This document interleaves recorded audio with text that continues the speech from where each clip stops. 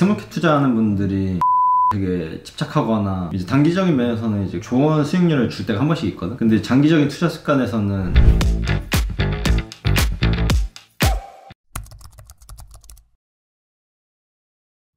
안녕하세요. 하위 오늘 약간 뭔가 미래인 같네. 착하게 집에 있는 인간이야. 그 브랜드 좋아하시네. 아는 형 브랜드인데 한국 최고의 디자인입니다. 오늘은 산업의 밸류체인에 대해서 이야기를 하기로 했죠. 그러면 다리가 두 개가 올라갔네. 사람들이 이 자세를 되게 난해하더라고. 그게 약간 첨예하게 갈려요. 여기 편한데 맨날 이러고 거를 많이 써가지고. 그래서 오늘 이야기해볼 건 산업 밸류체인. 이게 트레이딩이랑 굉장히 기회를 많이 주기 때문에 이해할 필요가 있다. 예를 들면 산업 밸류체인이라는 걸 너를 예시 들어보면은 너가 패션을 원래 전공했잖아. 그럼 이제 패션 안에 이제 소재에 대한 연구 개발 뭐 이제 그런 사업부가 있고, 그리고 또 디자인, 또 그리고 생산, 마케팅, 뭐 유통, 고객지원센터 뭐 이런 것들이 되게 많이 있잖아. 그리고 패션 사업 하나라고 해도 이게 엄청 다양하게 있다는 거지. 이 밸류체인 하단에는. 그러면 산업의 밸류체인을 왜 알아야 하는 거예요? 산업의 이 밸류체인을 이해하는 거는 일단 투자자들이 해당 산업이 있을 거 아니야. 그럼 안에서 이제 어떤 기업들이 어디에 포지션에서 플레이하고 있는지, 공급업체, 고객은 누군지 이제 그런 걸 식별하는 게 굉장히 중요하고, 그리고 해당 산업에 이제 속한 이제 기업들의 수익성, 성장 전망을 파악하거나 이제 평가하려면 가치 사슬을 알아야 된다는 거지. 약간 생태계 같은 느낌인가요? 그치, 그게 훨씬 더 정확한 말이지. 생태계가 어떻게 이루어져 있는지 이해하는 게 우리가 트레이딩을 하더라도 도움이 되고, 투자자들은 훨씬 도움이 많이 되지. 그러면 뭔가 장기, 중기, 단기 투자 방법에 따라서 산업의 밸류체인 안에서 매수하는 종목들도 달라져요? 그치. 당연히 이제 산업 밸류체인을 이해하면 어떤 시기에 어떤 주식을 사야 할지, 그리고 조금 매 순간마다 조금 다른 결정을 내릴 수 있고 유연하게 우리가 대응을 할 수 있다는 거. 예를 들어서 너가 이해하기 쉽게 이제 패션으로 예를 한번 들어보면은 패션 산업의 트렌드가 친환경, 그 거시적인 트렌드를 따라서 소재도 뭐 친환경으로 유행이다 뭐 이런 게 나왔어. 그러면 이제 친환경 패션 소재에 들어가는 사업을 하고 있는 주식을 우리가 살 수도 있는 거고, 그럼 친환경 패션 사업을 하고 있던 기업들을 매수할 수도 있는 거잖아. 그럼 이제 단기 투자를 할 때도 이제 그런 모멘텀이 있는 쪽에서 우리가 거래를 할 수 있다는 거지. 그래서 이제 그런 관심을 갖고 우리가 투자를 했으면 과거에 뭐 예를 들면 파타고니아, 뭐 크록스 이런 기업들에 미리 투자했을 수도 있는 거지. 혹은 이제 그 밸류체인을 제대로 더 깊숙이 들어가서 브랜드에서 이제 경제적 혜자가 있는 강력한 뭐 LVMH 이런 데 투자했을 수도 있는 거고. 그래서 밸류체인을 이해하면 이제 패션 산업 하나로도 좋은 투자 일정을 내릴 수 있고 대응할 수 있는 포인트가 훨씬 많아지는 게 사실이지. 그러면 밸류체인에 있는 기업들의 주가는 보통 같이 상승하고 같이 하락해요? 거의 같이 등락을 하는 게 일반적으로 맞는 거고, 약간의 이제 변동성의 차이는 있을 수 있거든. 근데 평균적으로 사실 비슷하게 수렴하긴 해. 그래서 그 안에서 이제 변동성의 차이를 이용해서 트레이딩을 내가 많이 하기도 하는데, 예를 들면 밸류체인 내에서 1등주가 뭐 먼저 갔는데 2등주, 3등주는 아직 시세가 안 났어. 이러면 이제 그 시간차를 이용해서 트레이딩을 하는 경우도 사실 엄청 많고, 이걸 잘 이용하는 스윙 트레이더도 굉장히 많다라고 보면 돼. 그러면 특정 이벤트로 뭔가 상승하고 하락하는 폭은 하위 기업일수록 더 커요? 그치? 기업이 이제 밸류체인에 어느 위치에 있느냐에 따라서 다른데, 최종 소비자랑 이제 보통 가까울수록 이제 크게 영향을 받는 게 사실이고, 제조단에 있는 기업들은 제품 가격이나 이제 생산 비용 혹은 이제 환율 이런 데 영향을 더 크게 받는 게 나는 개인적으로 맞다고 생각하고, 그래서 회사마다 이제 사업을 영위하고 있는 포지셔닝이 다 다르고 비용이 다 다르거든. 기업의 이제 밸류체인 위치를 여기 잘 파악하는 게 굉장히 중요해. 그런 거 보통 어디서 확인해요? 이거는 이제 다트 가서 이제 해당 기업 사업 보고서를 보면 사실 몇 % 영위하고 있고 나와 있거든. 근데 사실 별로 어렵지 않은데, 이거 뭐 콤파다에 나와 있는 내용이고 처음에 용어가 좀 어렵고 이제 귀찮아서 그런데 하다 보면은 진짜 빨리 할 수 있는 거야. 한번 습관 들여놓으면 되게 좋은 습관이지. 다트 들어가서 들락날락 거리는 습관 되게 좋은 것 같아. 그러면 하나의 산업 안에서 매매를 한다고 할 때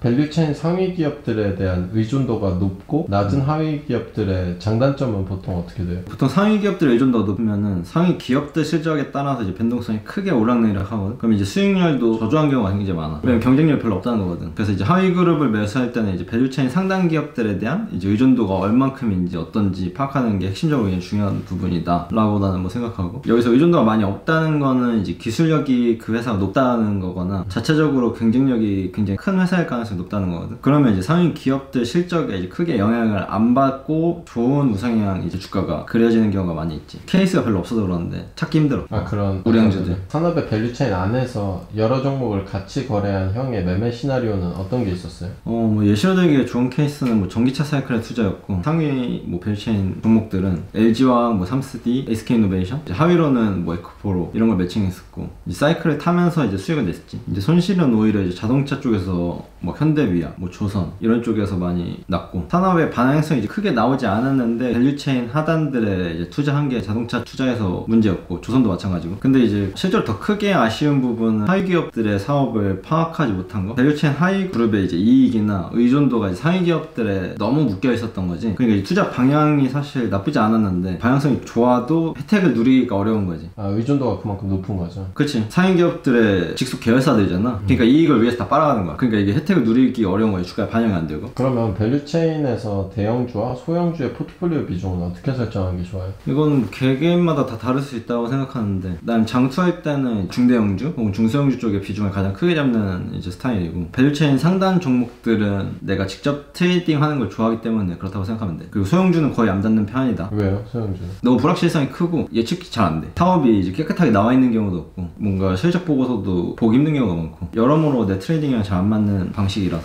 자기 입맛에 맞게끔 하면 될 것 같아. 나는 이제 대형주를 붙잡고 트레이딩하는 사람이기 때문에 이게 맞는 방식인 것 같고. 그러면 산업의 밸류체인에서 하위 기업들이 바뀌는 경우도 있어요? 엄청 많지. 예를 들면 상위 기업이 납품업체를 이제 바꾼다거나 독점 규제나 뭐 다양한 정책들의 변화 때문에 하위 그룹이 바뀌는 경우도 많고, 혹은 경쟁에 밀려서 이제 바뀌는 경우도 굉장히 다분하고, 다양한 방식으로 바뀔 수가 있다. 밸류체인 최하단 그룹은 굉장히 자주 변해. 그래서 내가 별로 안 좋아하고, 잘 맞추면 이제 수익률이 당연히 크긴 하지만 피로도가 높아서 내 스타일은 아닌 것 같아. 나는 기본적으로 중위험 중수익 추구자라서. 그러면 보통 우리가 저번에 산업의 생애주기 한번 얘기했었잖아요. 특정 산업이 생애주기에서 변화가 일어나면 기술이 발달함에 따라서 밸류체인도 변경돼요. 그치. 그때 우리가 얘기했듯이 이제 성장하는 산업에 등장하는 이 시점의 기업들은 밸류체인이 복잡해지거든. 그래서 새로운 성장 산업을 잘 이제 물고 몇 년 동안 같이 따라다니면서 공부하면은 앞으로 이제 투자에 굉장히 많이 도움이 된다고 난 개인적으로 생각해. 그 사이클을 온전히 같이 타는 거니까 도움이 되게 많이 되더라고. 나한테는 전기차가 이제 새로운 시장이 열리면서 많은 공부를 하게 도와준 것 같고, 요즘은 뭐 로봇이나 뭐 AI 이런 것 쪽으로 공부하기 좋은 산업군이라고 생각을 하는 것 같아. 돈 버는 거랑 또 다른 얘기지만 경험 측면에서 굉장히 좋다고 생각하는 거고, 변화와 성장을 이제 관심 가지고 따라다니면서 거래해보고 이런 것들은 계속 좋은 방식이다. 근데 우리가 저번에 밸류체인에 아직 들어가진 않았지만 빅테크의 투자 방향을 보고 미리 밸류체인에 속할 것 같은 하위 기업들을 매수하면 수익률이 난 높을 것 같은데, 그만큼 어렵고 이거 좀 위험한 판단인가? 빅테크 기업은 기본적으로 신진 기술이나 그런 신흥 시장에 투자하는 경우가 많이 있거든. 그래서 그 안에서 이제 잠재적인 성장 기회나 시장 전망, 동향을 인사이트를 얻기 되게 좋단 말이야. 빅테크 기업들이 어디로 투자를 하는지 방향성을 보는 거, 트렌드를 파악하는 거 굉장히 좋다고 생각하고, 위험할 수도 있지만 아직 이제 밸류체인 하단에 실제로 등장하지 않았거나 드러나지 않은 시점에 포함하는 거니까 좀 하이리스크 하이리턴 전략이다. 근데 근거 있는 하이리스크 하이리턴이라서 나는 투자 방식을 좋아하는 것 같아. 좋은 의사결정인 것 같아.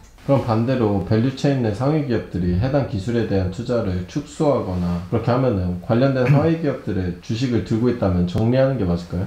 실제로 나는 보통 그런 상황에서는 손절하는 경우가 많은데, 가장 중요한 거는 이제 상위 기업들이 그쪽 방향성에 투자를 축소한다는 거, 어떤 이유든 간에 그 시장에 대한 자신감에 대한 이제 확신이 부족하다는 거거든. 그리고 이제 보수적으로 그쪽 시장을 전망한다는 거는 나는 개인적으로 거기서 반기를 안 들려고 해. 물론 그 이유가 뭔지 이해하는 게 가장 중요하긴 하지만, 대부분 이제 추가 리서치를 우리가 해보면은 이유가 명확히 나오긴 하거든. 뭐 혹은 이제 사업 기밀이라서 이제 발표 안 하는 경우도 종종 있는데, 어떤 경우든 투자를 축소한 쪽 하위 기업의 주식을 계속 들고 있는 거는 나는 거의 없는 케이스. 추가 매수를 더 한다거나 이런 것들은 거의 없지. 그냥 깔끔하게 패배를 인정하고 정리한다. 이게 내 스타일이어서. 그러면 만약에 내가 밸류체인 내 하위 기업들을 내 포트폴리오에 들고 있다면 상위 기업들을 계속 모니터링 해야 되는 거야? 뭐 산업경영 리포트를 팔로우하거나 파이낸스 매거진 같은 것들을 잘 보는 거, 그게 가장 1차적으로 쉬운 방법이라 생각하고, 그리고 빅테크들 사업 보고서를 보면 조금 더 명료하게 알 수 있다라고 아까 얘기했고, 그리고 재무까지 이제 조금 더 본다? 운영 측면을 더 잘 볼 수 있기 때문에 확률이 조금 더 높아져. 그리고 하위 기업들은 이제 경제 환경 그런 쪽을 모니터링하는 게 중요하다고 개인적으로 생각하고, 상위 기업들의 앞으로 전략 잘 파악하면 리스크를 어떻게 대응해야 될지도 알 수 있게 되고, 예를 들면 하위 기업에 영향을 많이 주는 요소들을 상위 기업을 잘 따라다니게 되면은 알 수 있거든. 그리고 이제 보통 여기서 실수하는 게, 이제 스몰캡 투자하는 분들이 내부자 정보에 되게 집착하거나 그런 경우가 있어. 이제 단기적인 면에서는 이제 좋은 수익률을 줄 때가 한 번씩 있거든. 근데 장기적인 투자 습관에서는 이게 굉장히 안 좋아. 옛날에 우리가 언론인들은 더 좋은 수익률 낼 수 있는 거 아니냐 그런 얘기 했었잖아. 그게 여기서도 마찬가지로 적용되고, 분명히 다른 투자에서도 이제 그런 식으로 접근하려고 하기 때문에 내부자 정보를 이용해서 거래한다거나 앞에서 낸 수익을 다 뱉어낼 준비를 해야 되지.